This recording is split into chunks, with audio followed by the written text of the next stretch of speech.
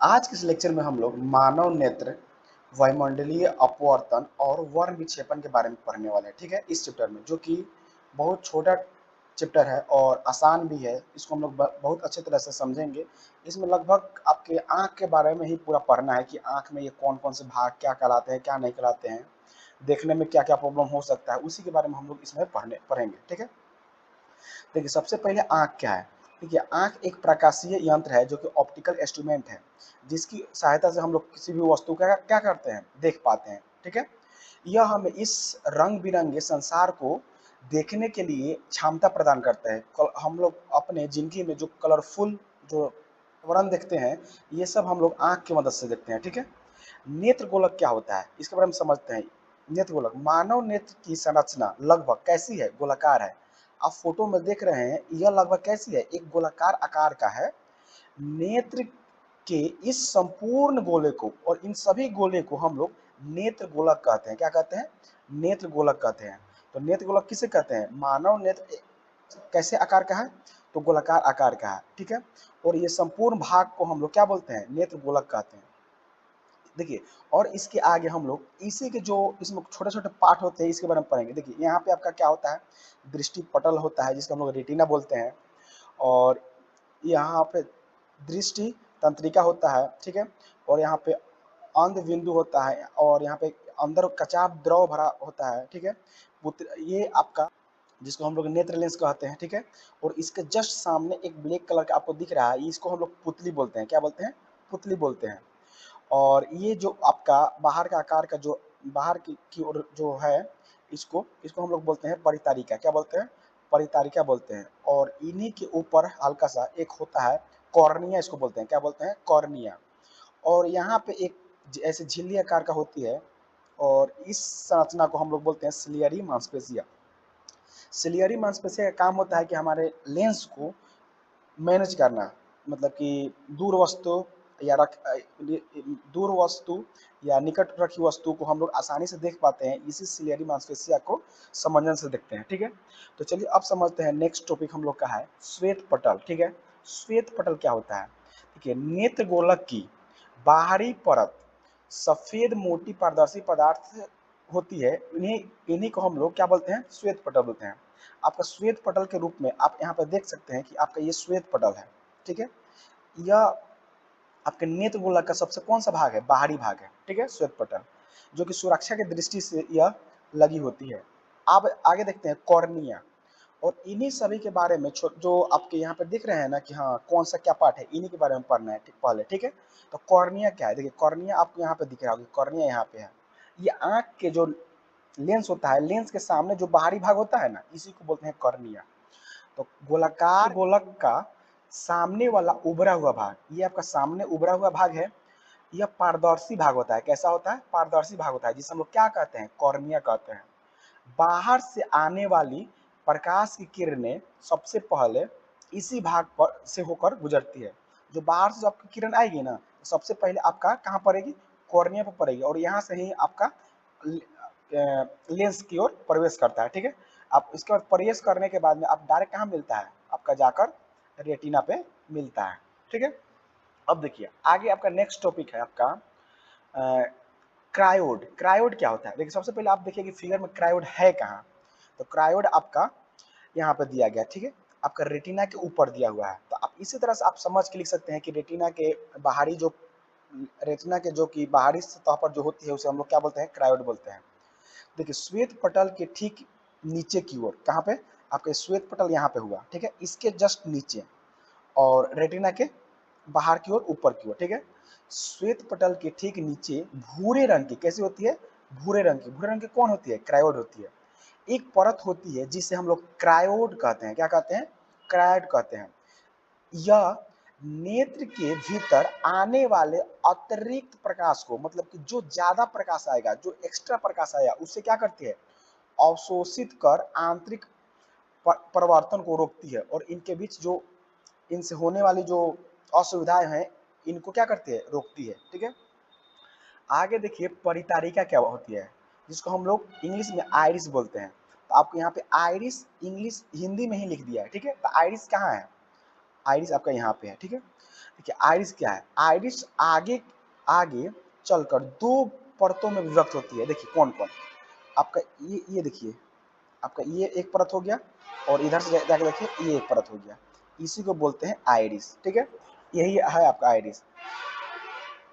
फैलने वाले डायफ्राम के रूप में होती है, जिसे हम लोग परितारिका यानी कि आइरिस कहते हैं। आंख का रंग जैसे काला, भूरा या नीला इसी के कारण होता है। जो आप कभी कभी देखे होंगे कि आंख काला, भूरा, नीला दिखता है, किन के कारण होता है, परितारिका के कारण होता है, यानी कि आइरिस के कारण होता है, ठीक है।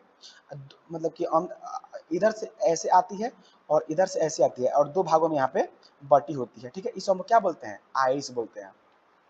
अब देखिए, अब हम लोग को पढ़ना है पुतली। पुतली क्या है, पुतली सबसे पहले देखिए कि फिगर में आपका पुतली कहाँ है। आपको जब भी एग्जाम में आएगा इस तरह का लिखने के लिए, तो सबसे पहले आपको मानव नेत्र फोटो बनाने के बाद में आपको नाम के सहित इसको मेंशन करना पड़ेगा, ठीक है। और उसी के बारे में आप अपने से खुद से समझ कर इसको सब टॉपिक को लिख सकते हैं आसानी से। सबसे पहले हम लोग देखते हैं अब पुतली। पुतली क्या है, देखिए पुतली कहाँ है, परितारिका, यानी कि परितारिका आपके कहाँ है, आइरिस। यहाँ देखिए आइरिस के जस्ट नीचे की ओर आपका ये है, ठीक है।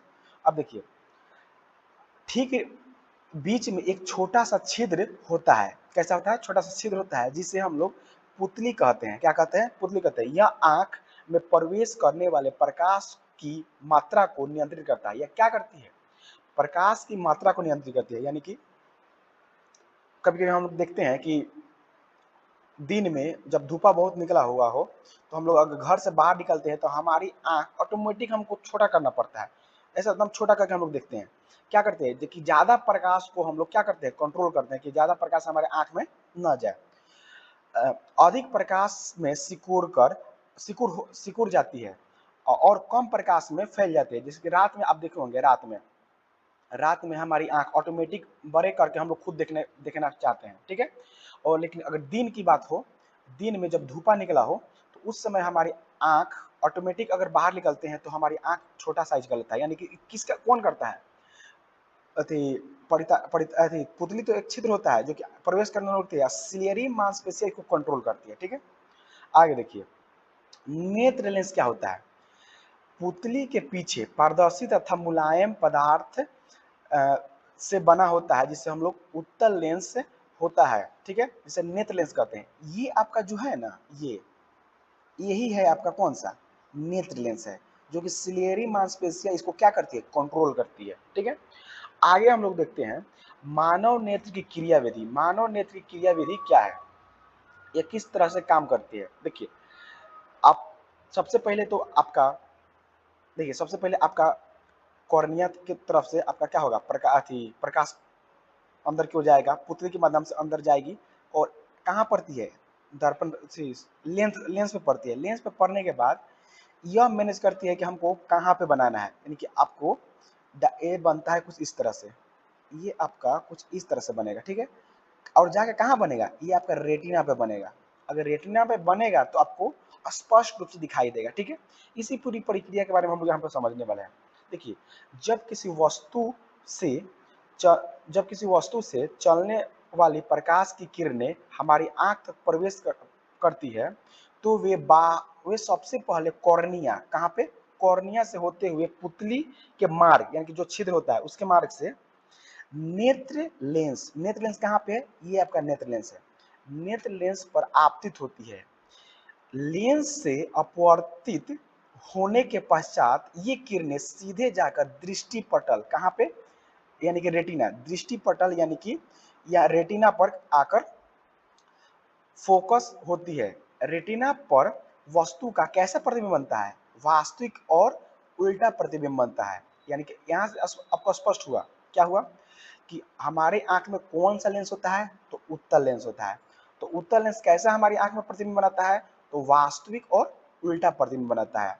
इस प्रतिबिंब की संवेदना दृक तंत्रिका यानी कि ऑप्टिकल नर्व्स द्वारा हमारे मस्तिष्क तक पहुंचती है और हमारा मस्तिष्क अनुभव के आधार पर उस वस्तु की सीधी और स्पष्ट दिखाई देती है। बात समझे। देखिए सबसे पहले तो आपका कॉर्निया के माध्यम से प्रकाश अंदर की ओर जाएगा, कहाँ से टकराकर, किसी वस्तु से टकराकर कॉर्निया के माध्यम से हमारे अंदर प्रवेश करेगा, पुतली के में जो छिद्र होता है उसके माध्यम से सबसे पहले रेटिना पर पड़ेगा, सॉरी नेत्र लेंस पे पड़ेगा। नेत्र लेंस मैनेज करके इसको कहाँ बनाने का प्रयास करेगी, आपको रेटिना पे बनाने का प्रयास करेगी, बात समझे। और ये कैसा बनेगा, वास्तविक और उल्टा बनेगा, ठीक है, वास्तविक और उल्टा बनेगा। और ये हमारे नर्व्स में यानी कि दिमाग में जाएगा सिग्नल, और वो बताएगा कि क्या, कि वस्तु सीधा इसका कैसा प्रतिबिंब, वो अपना ऑब्जर्व करेगा कि सीधा इसका प्रतिबिंब कैसे बनेगा और कौन सा वस्तु है, बात समझे। इसी पूरी प्रक्रिया को हम लोग मानव नेत्र की क्रिया विधि कहते हैं, बात समझे। बिल्कुल आसान है, एक प्रोसेस है, जो कि प्रोसेस हम इस तरह से आपको समझाएं। अब नेक्स्ट है हम लोग का टॉपिक समंजन क्षमता, जो कि बहुत इंपॉर्टेंट है। ये आपका हमेशा एग्जाम में पूछबे करता है, समंजन क्षमता क्या होता है। देखिए समंजन क्षमता, सबसे पहले देखिए ये हम लोग का क्या है, नेत्र का एक सिंबॉलिक रूप है, ठीक है।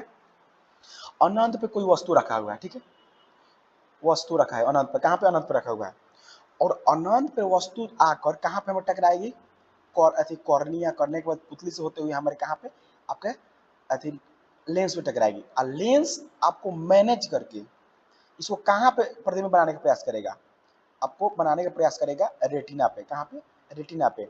तो जो ये मैनेज कर रहा है ना, ये जो मैनेज कर रहा है, कौन कर रहा है, सिलियरी मांसपेशियां मैनेज कर रहा है। और इसी पूरी पूरी प्रक्रिया को हम लोग समंजन क्षमता बोलते हैं, ठीक है। देखिए एक बार पढ़ते हैं, आप ध्यान से सुनिएगा।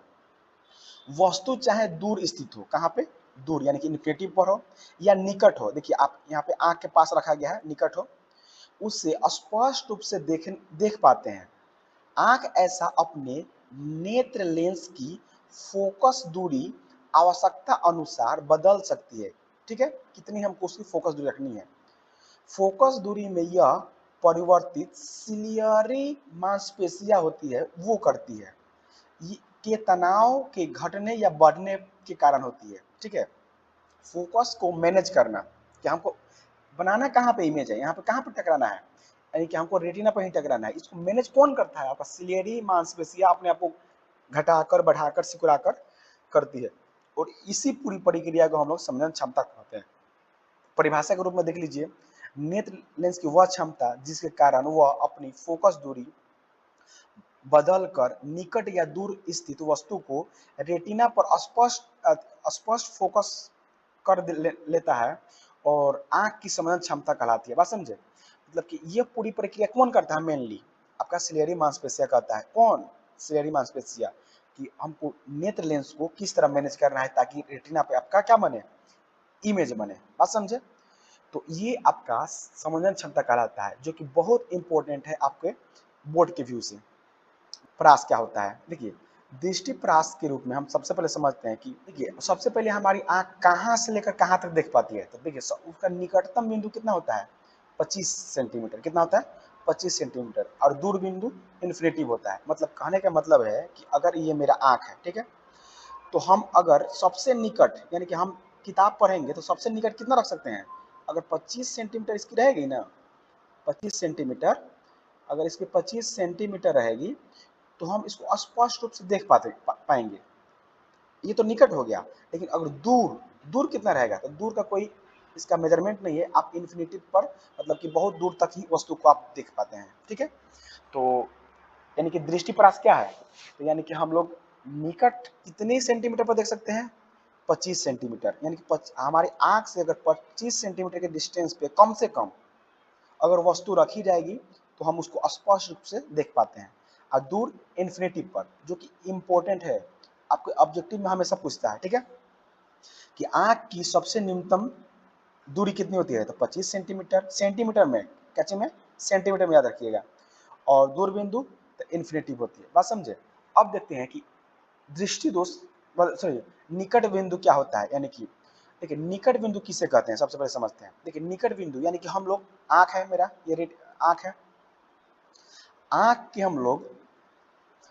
हम लोग सब, देखिए वस्तु तो हम इधर रखते हैं, वस्तु को सबसे नजदीक कितने सेंटीमीटर की दूरी पर देख सकते हैं, तो 25 सेंटीमीटर। तो ये आपका कौन बिंदु हुआ, निकट बिंदु, नियर पॉइंट हुआ, कौन बिंदु, नियर पॉइंट हुआ, यानी कि आपका n इक्वल टू 25 सेंटीमीटर, यानी कि हम लोग नियर पॉइंट को हम लोग n से सूचित करते हैं और इसका वैल्यू कितना होता है 25 सेंटीमीटर होता है, ठीक है। उसी तरह दूर बिंदु होता है, यानी कि फार पॉइंट हम लोग, अच्छा फार पॉइंट मतलब कि दूर बिंदु, दूर तक हम कितनी वस्तु को देख सकते हैं, कितनी दूरी तक, आप बोलिएगा इन्फिनिटी, यानी कि अनंत तक वस्तुओं को हम लोग देख पाते हैं। ये दोनों इंपॉर्टेंट है, आपको एग्जाम में ऑब्जेक्टिव के रूप में डायरेक्ट क्वेश्चन पूछ देता है। और ये भी 25 सेंटीमीटर है ना, ये भी आपको इंपॉर्टेंट है, जो कि एग्जाम में आपको डायरेक्ट ही पूछेगा ऑब्जेक्टिव के रूप में। आप चाहें प्रीवियस ईयर क्वेश्चन पलट के देख लीजिएगा। तो आप इस स्लाइड में जो आपका प्रश्न है आप समझ पाए कि सबसे पहले परास बिंदु क्या होता है, तो यानी कि हम नजदीक कितना 25 सेंटीमीटर और दूर कितना इन्फिनिटी पर देख सकते हैं, ठीक है। निकट बिंदु जिसको हम लोग नियर पॉइंट कहते हैं, इससे हम लोग एन से सूचित करते हैं, इसका कितना वैल्यू होता है 25 सेंटीमीटर, कितना होता है 25 सेंटीमीटर, यानी कि जैसे कि हम किताब पढ़ रहे हैं, तो किताब अगर हम पढ़ रहे हैं तो सबसे नजदीक कितना देख सकते हैं, तो 25 सेंटीमीटर तक अगर रखिएगा तो हम स्पष्ट पढ़ पाएंगे, उसके नजदीक और रखिएगा तो हम लोग नहीं पढ़ पाएंगे, ठीक है। दूर बिंदु तो इन्फिनिटिव होगा, ठीक है। आगे बढ़िए। आगे आपका है दृष्टि दोष क्या है, देखिए मतलब कि अगर हमारी आंख निकट वस्तु हो चाहे दूर वस्तु हो, अगर स्पष्ट रूप से अगर नहीं देख पाएंगे तो इसी को बोलते हैं दृष्टि दोष, ठीक है। देखिए जब कोई जैविक या भौतिक कारणों के नेत्र वस्तुओं का स्पष्ट प्रतिबिंब रेटिना पर बनाने की अपनी प्राकृतिक क्षमता खो देती है, आंख उत्पन्न होने वाले इस कमी को दृष्टि दोष कहते हैं, ठीक है। आप आसानी रूप से परिभाषा बना सकते हैं कि दृष्टि दोष क्या है, तो हमारी आंख निकट की वस्तु या दूर की वस्तु किसी भी वजह से अगर स्पष्ट रूप से नहीं देख पाती है, इसे हम लोग दृष्टि दोष कहते हैं। देखिए दृष्टि दोष मेनली तो दो तरह के इंपॉर्टेंट होते हैं, एक निकट दृष्टि दोष और एक दूर दृष्टि दोष, लेकिन और तीन होते हैं जिनको हम लोग बोलते हैं जरा दृष्टि दोष, ठीक है। और एक होता है मोतियाबिंद और एक होता है दृष्टि विभव यानी कि अबिंदुकता, ठीक है। तो जो कि दो इंपॉर्टेंट काफी ज्यादा हैं, इनको हम लोग थोड़ा सा डिटेल में पढ़ेंगे और इनके बारे में हम लोग समझ लेंगे। आपके बुक में लगभग ये दो दिए हैं। अब हम लोग समझते हैं कि निकट दृष्टि दोष क्या है। देखिए निकट दृष्टि दोष क्या है, देखिए इसमें समझने के लिए सबसे पहले समझिए निकट दृष्टि दोष, आप एक बार बोल के इसको पढ़िए, निकट दृष्टि दोष यानी कि जो आपको लिखा हुआ दिखेगा वास्तव में वही दिखेगा। बात समझे, पहले कंसेप्ट यहाँ पे समझिए। जो निकट दृष्टि दोष किसे कहेंगे, तो निकट दृष्टि दोष, एक बार बोल के पढ़िए, निकट दृष्टि दोष यानी कि आपको क्या दिख रहा है यहाँ पे, निकट यानी कि निकट की वस्तु दिखेगा और दूर की वस्तु नहीं दिखेगा। अब देखिए जिस नेत्र में निकट दृष्टि दोष होती है वह निकट की वस्तुओं को स्पष्ट रूप से देख पाता है, यानी कि निकट की वस्तु क्या करता है देख पाता है, परंतु दूर स्थित वस्तुओं को नहीं देख पाता है। बात समझे, यानी कि यहाँ पे याद करने का तरीका होता है कि आपको अगर निकट दृष्टि जो है ना दोष अगर आपको लिखा हुआ है, तो अगर आपको लिखा हुआ यहाँ पे दिख रहा है तो वास्तव में यही दिखेगा, ठीक है। आप खुद से बना सकते हैं। अच्छा मान लीजिए हम स्टूडेंट हैं, अगर हम आपकी जगह पर होते कैसे बनाते हैं, हम लिखते हैं यहाँ पे, अगर आप सर बता दिए क्या कि निकट यानी कि जो दिख रहा है वही दिखेगा, तो यानी कि निकट दृष्टि दोष में निकट की वस्तु साफ साफ दिखती है लेकिन दूर की वस्तु साफ साफ नहीं दिखती है, इसे हम लोग निकट दृष्टि दोष कहते हैं। बात समझे, ऐसे ही आपको समझ के एक बार याद कर लीजिएगा। अब देखिए इस दोष उत्पन्न होने का मुख्य कारण क्या है, देखिए सबसे पहले आपका ए नंबर है कि नेत्र गोलक का लंबा हो जाना। आपका नेत्र जो गोलक होगा ना, जो कि हम लोग शुरू में पढ़ते थे, नेत्र गोलक क्या कहते हैं, लगभग हमारी आंख गोलाकार है, उसी पूरी संरचना को हम लोग नेत्र गोलक बोलते थे। तो नेत्र गोलक का लंबा हो जाना मतलब कि जैसे कि आपका ये नेत्र है, इसको होना चाहिए यहाँ से, लेकिन आपका है कहाँ से, वास्तविक रूप से यहाँ पर, यानी कि ये आपका बढ़ गया है। तो अगर मान लीजिए कि इन्फिनिटी पर कोई वस्तु है और इसका इमेज कहाँ पे बन रहा है, यहीं पे बन जा रहा है, तो हमें ये बताइए कि अगर यहाँ पे बन जा रहा है तो वस्तु को आप देख पाइएगा, नहीं देख पाइएगा। आपको स्पष्ट रूप से देखने के लिए यहाँ पे आपको लेंस लगाकर इस जो इमेज यहाँ पे बन रहा है इसको वास्तव में यहाँ पे बनाना पड़ेगा, तभी आप वस्तु को देख पाते हैं। यानी कि फर्स्ट पॉइंट क्या हुआ, नेत्र गोलक का लंबा हो जाना। देखिए निकट दृष्टि दोष का दूसरा कारण क्या हो सकता है, नेत्र लेंस का आवश्यकता से अधिक मोटा हो जाना। जो आपका नेत्र लेंस है ना, आपका जो ये वाला लेंस है, ये जो नेत्र लेंस इसी को बोलते हैं, ये आवश्यकता से अधिक अगर मोटा हो जाएगा ना तो ये पहले ही इसका इमेज बना देगा। लेकिन हमको वास्तव में इमेज कहाँ बनाना है, आपको रेटिना पे बनाना है, बात समझे। तो अगर पहले बन जा रहा है तो आप स्पष्ट रूप से नहीं देख पाइएगा, जिसकी फोकस दूरी क्या हो जाती है, घट जाती है। और इसको हम लोग फोकस दूरी को बढ़ाने के लिए यहाँ पे हम लोग लेंस लगाकर इसको फोकस दूरी को यहाँ पे हम लोग मतलब टकराएंगे तो हम वस्तु को आसानी रूप से देख पाते हैं। तो इसका उपचार क्या क्या हो सकता है, देखिए इस तरह के दोष को दूर करने के लिए सबसे पहले हम लोग किसका उपयोग करते हैं, अवतल लेंस का उपयोग करते हैं। अब बोलिए सर अवतल लेंस का उपयोग करके हम कैसे कर सकते हैं, देखिए अवतल लेंस यहाँ पे हम लगाएंगे तो लगाने के बाद में अगर यहाँ से आए किरण, ठीक है, तो इसको क्या करती है, थोड़ा सा अवतल लेंस थी प्रकाश क्या करती है, डाइवर्ज करती है, यानी कि फैलाती है। फैलाने के बाद आपको आंख के नेत्र पर जो आपका लेंस होता है उस पर कुछ बहुत आगे की ओर, इधर की ओर इसको क्या करेगा, इंगित करेगा। और यहाँ से इसको मेजरमेंट करके मतलब यहाँ से इसको समायोजित करके आपको वास्तव में आपको रेटिना पर इसको मिलाएगा, ठीक है। तो यानी कि आपको निकट दृष्टि दोष में किस हम लोग दर्पण का सॉरी लेंस का उपयोग करते हैं, तो ऑप्टल लेंस का हम लोग उपयोग करते हैं। किस दोष में, निकट दृष्टि दोष में।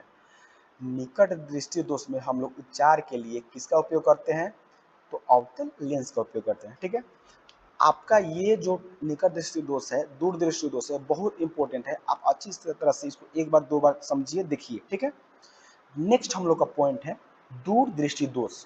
देखिए फिर वही पॉइंट कंसेप्ट आया याद करने के लिए, जो दिखेगा वही दिखेगा वास्तव में। यानी कि यहाँ पर आपको दूर दिख रहा है तो दूर वास्तव में हमारी आंख में भी दिखेगा, निकट यहाँ पे नहीं है तो निकट की वस्तु नहीं दिखेगी। अब पढ़िए, देखिए दूर स्थित वस्तु को स्पष्ट रूप से देख पाते हैं, यानी कि दूर जो वस्तु रहेगा ना उसको हम लोग आसानी से देख पाएंगे, लेकिन निकट की वस्तु को हम लोग आसानी से नहीं देख पाते हैं। इसी तरह के वस्तु को हम इसी तरह के हम लोग दोष को हम लोग क्या कहेंगे, दूर दृष्टि दोष कहेंगे। तो इसको हम लोग डिफिनेशन कैसे बनाएंगे, चल आप खुद से बना सकते हैं कि दूर दृष्टि दोष वह दोष होते हैं जिसमें हम लोग दूर की वस्तु को साफ साफ देख पाते हैं लेकिन निकट की वस्तु को हम लोग स्पष्ट रूप से नहीं देख पाते हैं, इसे हम लोग दूर दृष्टि दोष कहते हैं, ठीक है। आगे देखिए, अच्छा हम यहाँ पे अब बता चुके हैं कि वस्तु माने कि हमारी आंख निकट सबसे निकट वस्तु कितनी सेंटीमीटर पर देख पाएगी, तो 25 सेंटीमीटर पर देख पाएगी। लेकिन दूर इन्फिनिटी पर, यानी कि हमारी आंख अगर सबसे न्यूनतम बात कीजिएगा तो कितना डिस्टेंस पर वस्तु को रखा हुआ देख पाता है, तो 25 सेंटीमीटर। अब देखिए दोष के मुख्य कारण क्या हो सकते हैं, मतलब दूर दृष्टि दोष है ना, इनके इस दोष होने के लिए मुख्य कारण क्या हो सकता है, तो नेत्र गोलक का छोटा हो जाना। क्या होता है, छोटा हो जाना।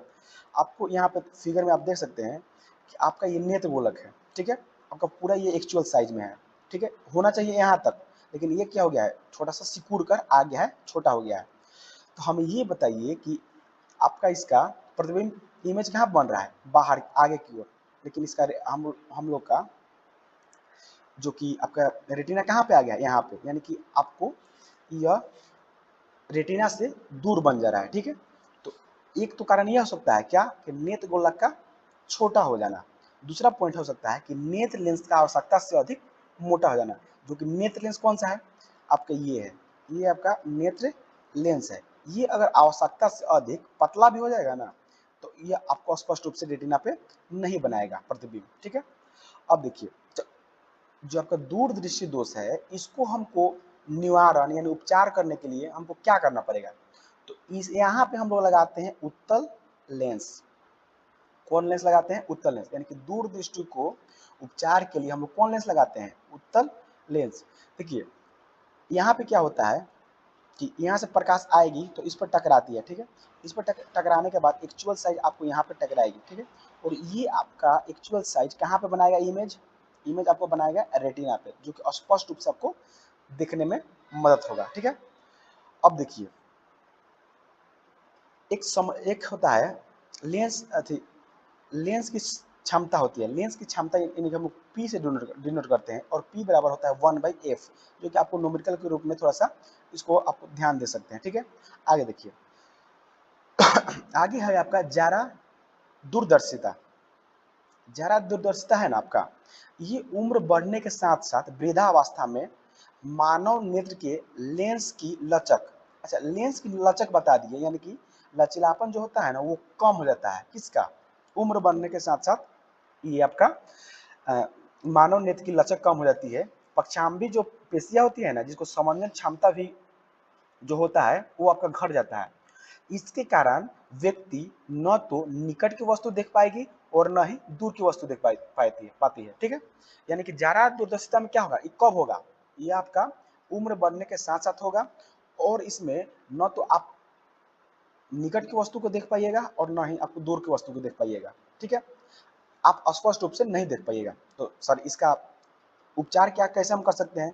तो इसका उपचार या निवारण के लिए आप यहाँ पे द्विफोकल फोक्सी लेंस लगा सकते हैं, यानी कि बाई फोकल लेंस लगा सकते हैं। तो बाई फोकल लेंस आखिर होता कैसे है? तो हम लोग अपने दादा के जो बुजुर्ग जो होते हैं उनकी आंखों में हम लोग जो चश्मा लगे होते हैं वहाँ पे देखते हैं कि आपको इस तरह का कुछ लेंस होता है, और ऊपर की ओर अवतल लेंस लगा होता है और नीचे की ओर उत्तल लेंस लगा रहता है। इसी को हम लोग बाई फोकल लेंस कहते हैं। ठीक है, अब देखिए, और इसका उपचार के लिए हम लोग दोनों लेंसों का उपयोग करते हैं, कहाँ पे?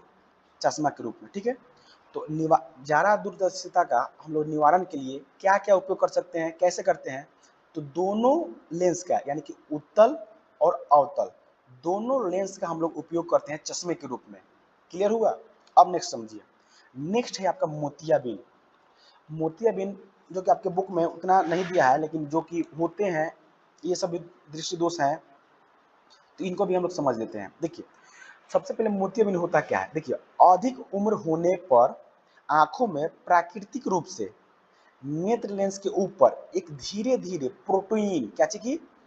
प्रोटीन की धुंधली परत जमने लगती है। देखिए, आपको यहाँ पे आंख का हम एक चित्र लगाए हैं, जो कि उसके ऊपर एक धुंधला आपको दिख रहा होगा कि हाँ कुछ दिख रहा है। ठीक है, ये प्रोटीन की एक धुंधली परत होती है।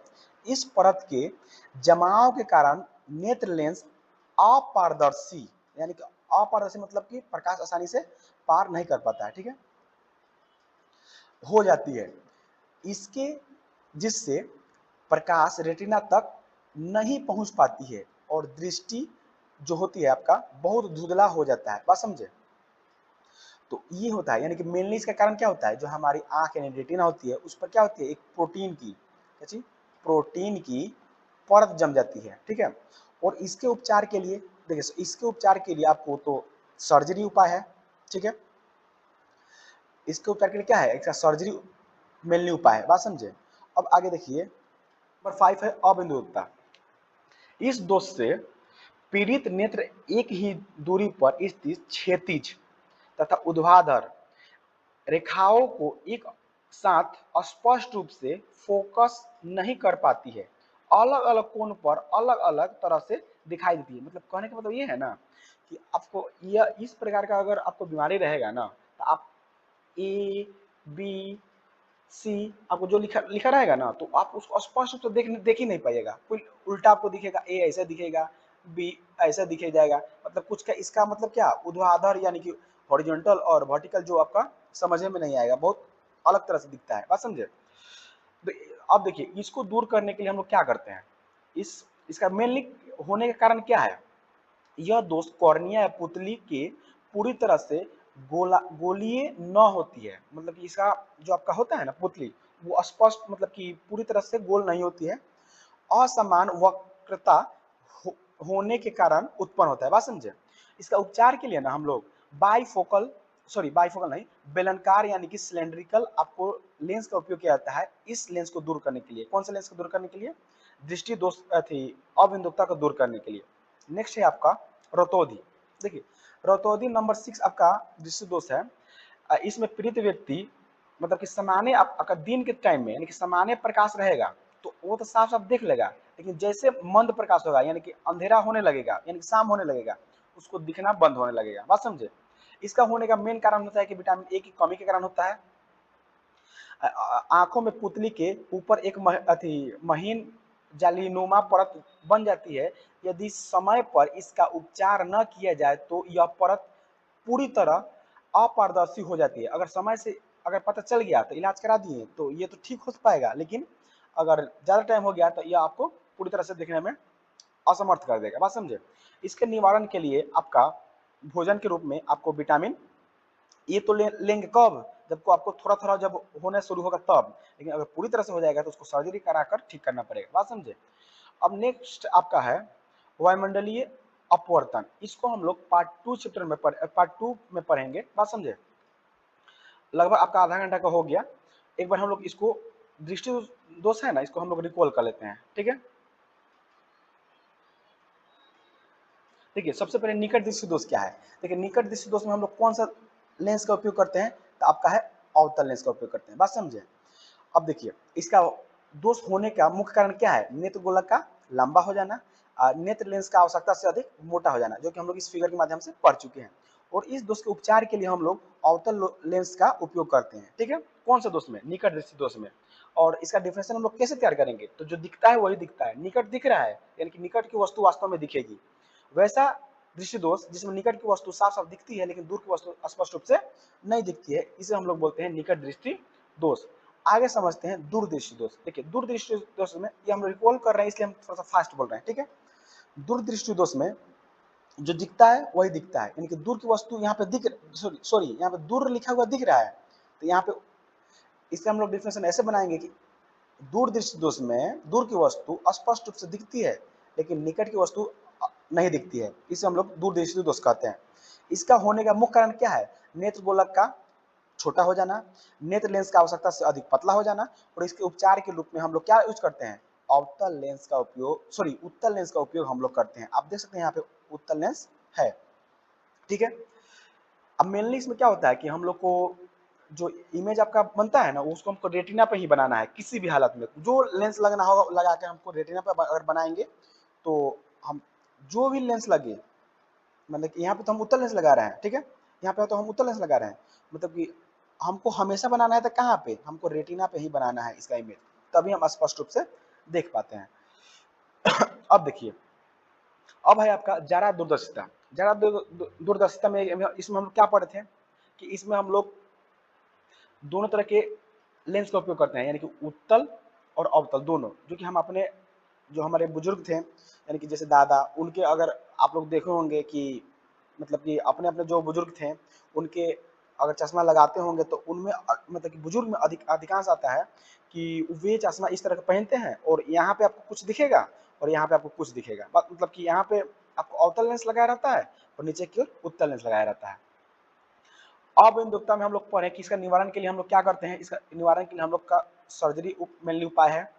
और इसमें क्या होता है, रेटिन सॉरी आपका जो आपका पुतली होता है, पुतली पर क्या हो जाता है, आपका प्रोटीन जम जाता है। ठीक है, ये आपका अबिंदुकता है। अबिंदुकता में हम निवारण के लिए हम लोग क्या करते हैं, सिलेंड्रिकल लेंस का उपयोग करते हैं। ठीक है, इसके आगे हम लोग का है रतौंधी। रतौंधी के लिए विटामिन ए की कमी से होता है। अगर कम यानी शुरू में ही मालूम चल गया कि हमको रतौंधी मतलब कि हो रहा है, तो हम लोग विटामिन ए को भोजन के रूप में खाकर ठीक कर सकते हैं, नहीं तो इसका मेनली उपाय है सर्जरी।